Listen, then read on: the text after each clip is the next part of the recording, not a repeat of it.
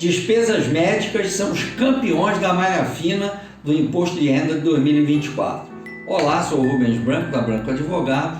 Dê o seu like ou dislike. Vamos tratar aqui hoje desse tema das despesas médicas. Se inscreva no canal e nos siga no Instagram, no endereço branco.consultores.tributários, que há muitos cortes de assuntos técnicos que interessam a todos. As despesas médicas foram o principal motivo de retenção da malha fina das declarações de imposto de renda de pessoa física de 2024, segundo os dados mais recentes divulgados pela Receita em 26 de setembro. 6 em cada 10 declarações que caíram na malha contêm algum erro nas deduções com gasto em geral. Deste total, 51,6% tiveram a declaração retida por falha ao declarar despesas com saúde.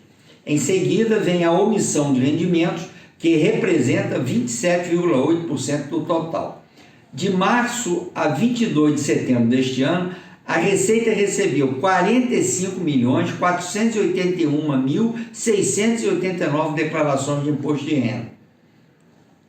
Deste total, 1.474.527 mil declarações estão retidas em malha fiscal, o que corresponde a apenas 3,2% do total das declarações recebidas.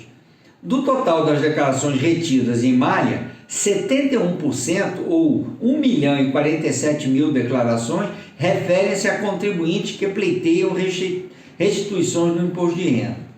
Em 27%, aproximadamente 395 mil contribuintes, os contribuintes apuraram imposto a pagar. Já em 2% das declarações retidas, 32.345 declarações, os contribuintes apuraram saldo zero, ou seja, nem restituir nem a pagar.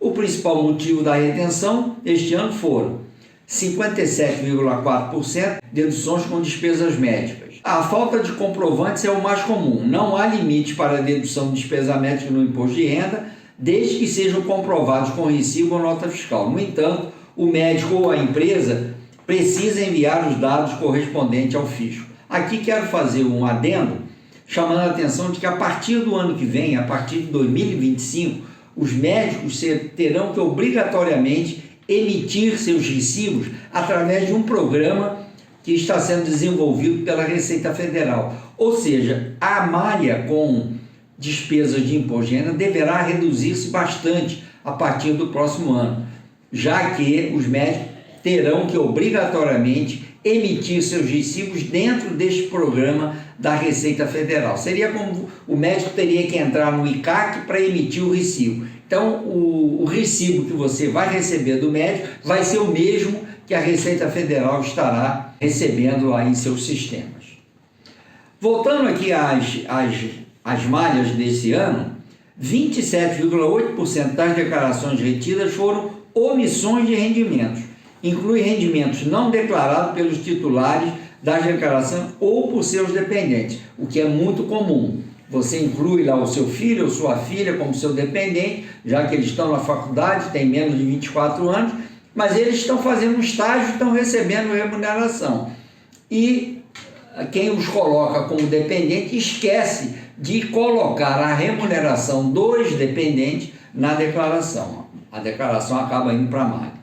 9,4% das declarações é por diferença no imposto de renda retido na fonte, ou seja, diferença entre os valores declarados pelos contribuintes e os informados pelas fontes pagadoras na DIRF. Aí ou é uma questão de botou um zero onde não tinha zero, botou uma vírgula onde não tinha vírgula.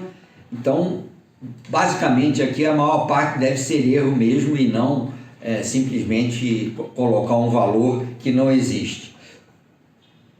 2,7% foram retidas por deduções de incentivos, inclui doações a fundo de apoio à criança, adolescente e idoso, incentivo ao esporte e cultura e doações feitas durante o mesmo ano da entrega da declaração de imposto de renda.